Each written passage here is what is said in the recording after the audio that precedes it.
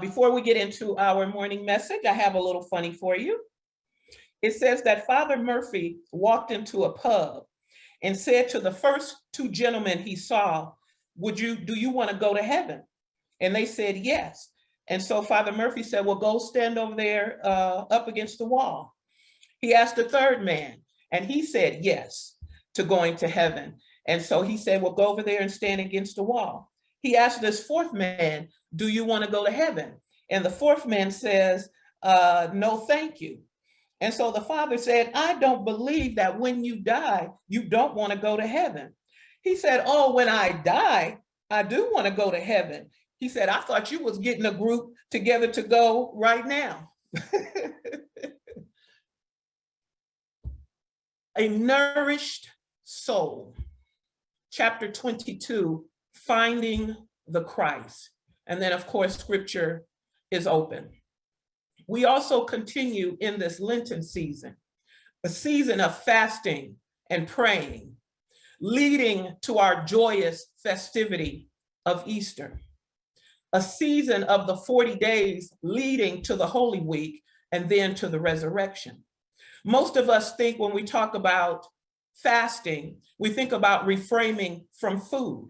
It can mean that. It also can mean that we choose to eat healthier. But even deeper than that, it's a spiritual movement.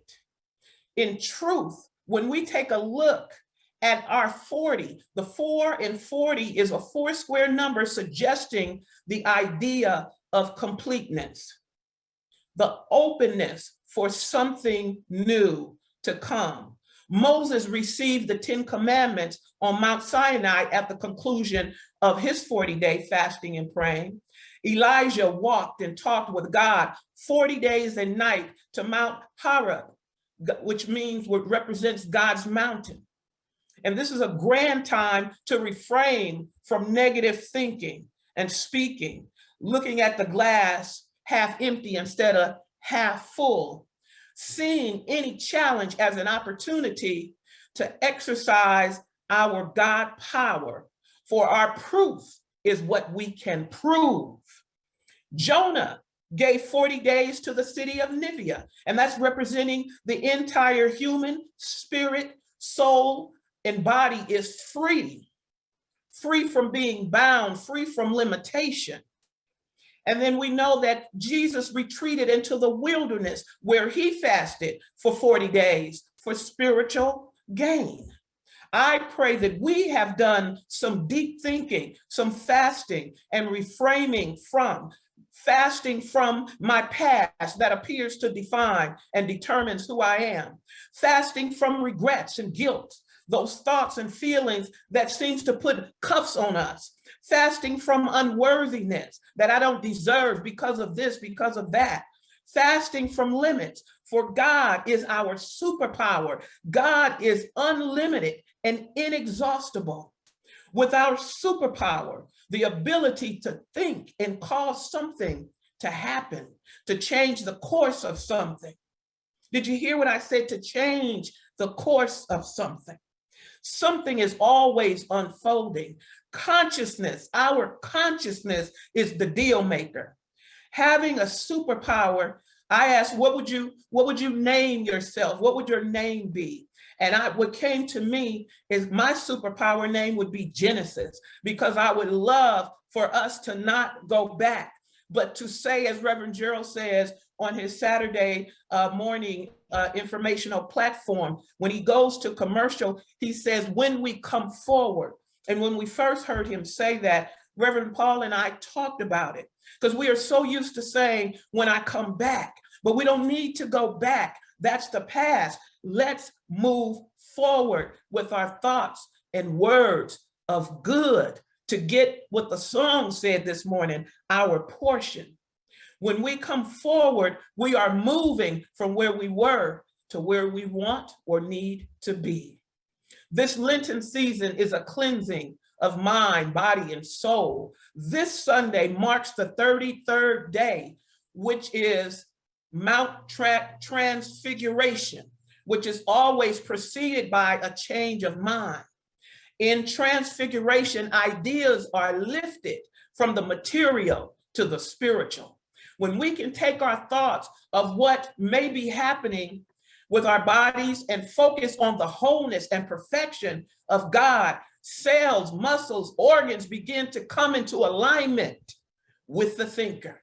When we speak of soul, soul is our consciousness that we have developed out of spirit. Soul is that space and place where God resides within us. Soul is both conscious and subconscious, the I am and the would, could be, infinite possibilities. That's our Christ consciousness, the Spirit of God moving, being as you and I. When we stop reacting and start responding to the challenges, respond according to belief, we say God is omniscient, omnipresent, omnipotent. So why can't that same truth and trust be in our everyday experiences? In chapter 22, Finding the Christ, I'm starting back on the last pages because those first few pages really talks and is more befitting about our Eastertude. But Ernest Holmes says, I am, what more can I say? I am is enough because thou art, so I am. From out of the depths of me, I am, simply because God is, we are. In and around us, through and about us, we are made in the image and likeness. So let us quit playing small. We are all that God said we ever could be. Our inner being and eternal life is blessed, perfect, whole, and complete. Let us catch up on this day to this truth. Ernest Holmes says, we can only give what we believe we have. Ernest Holmes says the only shadow we cast is of ourselves. This shadow, that outline defining, lengthens as we realize this great presence in which we live, move, and have our being. In other words, what we believe, we can achieve. Good or not so good. We are to live a life of peace, oneness, joy, success, and whole health. But we must invite the Christ of all goodness. We must be willing to come to the buffet table of all that God offers. Release limitations. Take as much as you could believe you can have. Don't blame no one else for what you failed to get. We must open in order to receive. Be still, O my soul, and know. May we look unto the one and be illumined, rejoice, and be glad, for the Spirit lights the way. Lift up thine eyes and behold God, for in God's presence there is peace. Embrace God, for God is love. Take counsel with God, for God is wise. Talk with God, and there we shall never be lonely. Be still in God, for we may rejoice. When we acknowledge the Christ within us, we then realize no thing, no person, or challenge can overcome us, for we are forever living in the bosom of the Almighty. It is said, don't tell God about our challenges and situations, but tell our challenges and situations about our God. The Christ is always triumphant. It ever is victorious. The Christ within us is never defeated. The Christ within us places its hand in the outstretched hand of the universe and walks unafraid, unmoved by the passing of life and living. We are made of eternal stuff, fashioned after a divine pattern, to be nourished, to provide spiritual food necessary for our spiritual growth, no different than the physical food that we eat. It nourishes the body. So mentally, emotionally, physically, spiritually, feel nourished. Nourish yourself by speaking affirmations, speaking prayers, not beseeching or begging, but declaring and affirming what it is you want, what it is you need, and what next experience you are looking to have. Keep a good feeling in your mind of goodness, of opportunities, of grand possibilities. The soul, the word gives spirit, soul, and body, constituting all aspects of the human, all aspects of the Father, the Creator, God, Spirit, as the source. Soul, the human's consciousness, it works well when we connect to the source, feel connected to the source. It's our lifeline. A nourished soul knows, senses, and feels something greater than just the human part of us. There is a spiritual part always edging us and moving us into the radiant light of truth. This is where we need to put our trust. Why not put your faith and trust and belief in that changes not? The soul is the vehicle for spirit, but not necessarily the realm of God, the ideals. It is the second emanation in creative law.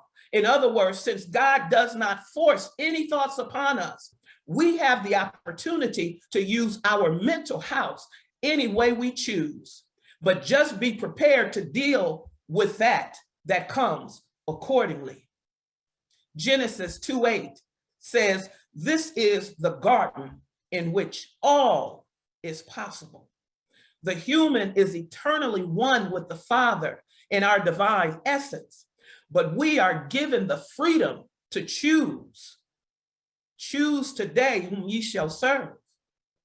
And then we get that outer expression of our consciousness. Life is a constant change of happenings and events.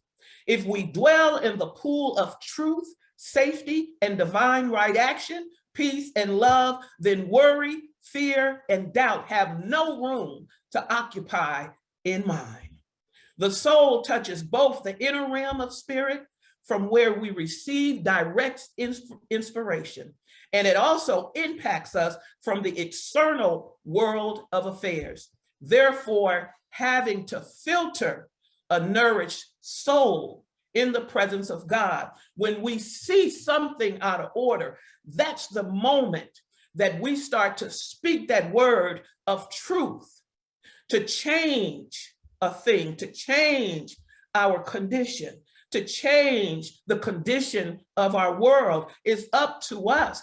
God gifted us with this world. This world is on our watch. What do we do with it? How do we treat the beauty of God that we see every time we look around and when we look at each other?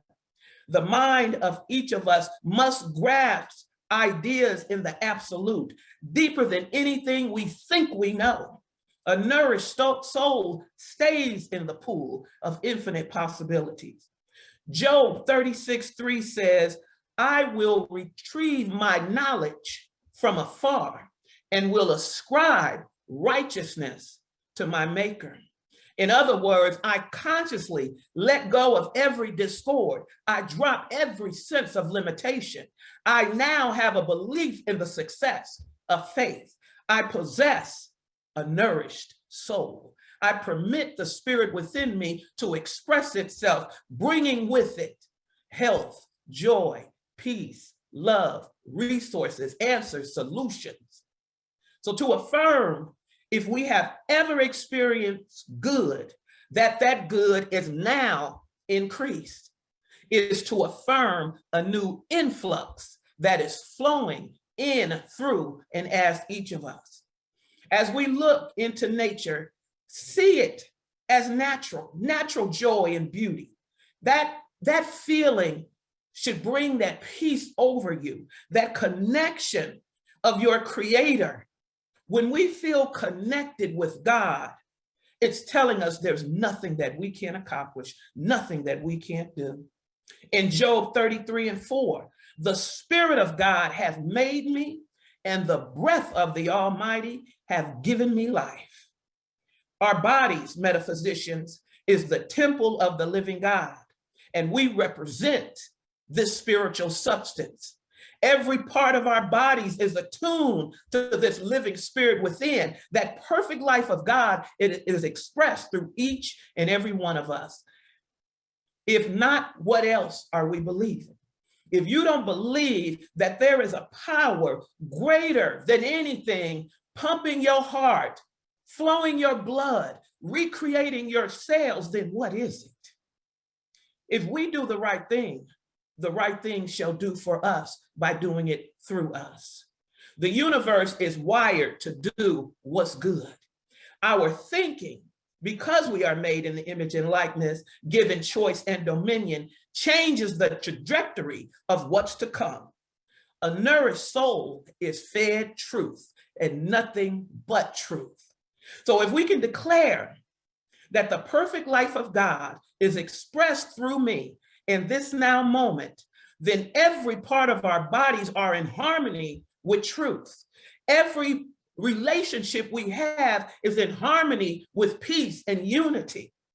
And it may not come in an instant, but we are motivated to nourish ourselves with good food, with good thoughts, with good conversation, and with good deeds. If we can accept our spiritual and physical perfection, life, love, peace, strength, harmony prevails. It ain't magic, but it's a conscious investment. The Almighty that dwells within us is our end. Our mind is a magnet, and we attract that which we identify with. In order to get the most and best out of life, we must learn to change the habitual thought patterns that don't bring us our good. It may not be that easy, but all you have to do is put your spiritual work clothes on and get busy. Put your thoughts on the brighter side of life. Our faith in a power greater than us overcomes fear, sickness, pain, and worry.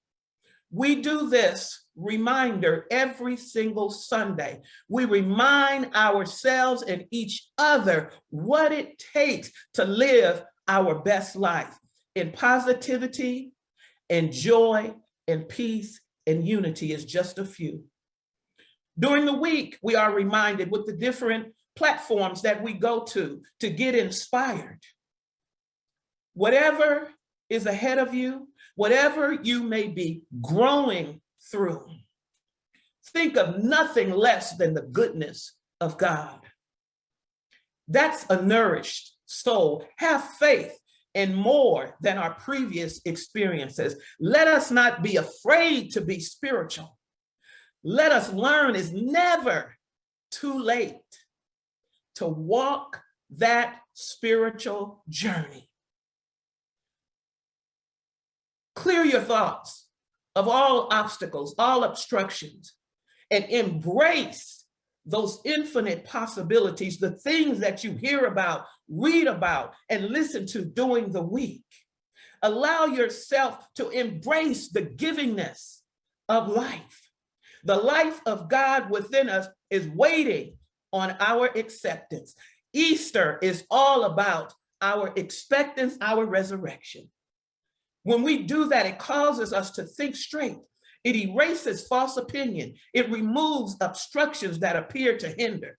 It allows us to see through confusion to peace, to see through sickness into health, to see through limitation and poverty to success, abundance, and prosperity.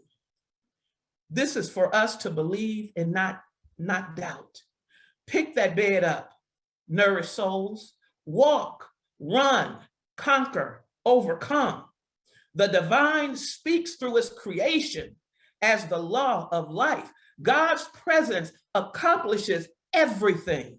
Our life is God's life. We are filled with the divine spark of the creative mind. We are the focal point of infinite power and potential.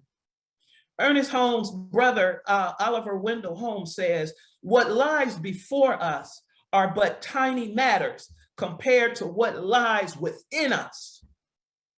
We are worthy to receive the best of everything. Release your need, your desire into the creative medium with complete faith that God can, God will, and God has. When the soul is nourished, we realize that living is a personal matter. No one can do it for us. Others can offer advice and support and suggestions, but our living is ours to do what we will. We are immersed in the activity of living. There is a continual challenge of securing from this world we occupy the things that make life worthwhile and the continual demands our environment makes upon us. This constant interplay can never be avoided, for it is the very essence of being alive, whether it is a pleasurable experience or one of continual conflict. There is always an ever-present decision that's facing us that we have to make. Some folk, in spite of pressures and circumstances and the changes in the world and in their lives, are able to master them and literally become masters of their own lives. But some folks seem to let life overwhelm them. The difference maker can be traced to one's thinking. So let us make a choice today in this now moment. We will not be a slave to this life we are living. We shall master, come what may. We shall not allow external situations to control us. A nourished soul shall control those situations. We shall accomplish this through right, well-derived thought patterns. In that, we shall find life to be joyous, daily stream of events. Yes, you can be happy and walk in peace every single day if you choose to, no matter what the situation or the circumstance. We have our superpowers to move and maneuver through whatever it is. I love when Ernest Holmes and Willis Kenner, in the book Thoughts Are Things, where it says, our knowledge that the great I am is ever available gives us an increasing capacity to draw upon it and to become inwardly aware of the presence of spirit within us. Through the quiet contemplation of omni-action, of conditions, seeing through it to the invisible side of reality, which molds conditions and recreates all of our affairs closer to a divine pattern. With a penetrating spiritual vision, we can dissipate the obstructions, remove the obstacles, and dissolve the wrong condition. And when we believe and trust that, then we can say, I now claim health instead of sickness, wealth instead of poverty, happiness instead of misery, in such a degree as I gain a mastery over the sense of negation, whether it be pain or poverty. I am proving the law of mind in action. Every thought of fear or limitation is removed from my consciousness. I know that my word transmutes every energy into constructive action, producing health, harmony, and success. I know there is something at the center of my being, which is absolutely certain of itself. It has complete assurance, and it gives me complete assurance that all is well. I maintain my position as a divine being here and now, for I am a nourished soul. Peace and abundant blessings to all of you.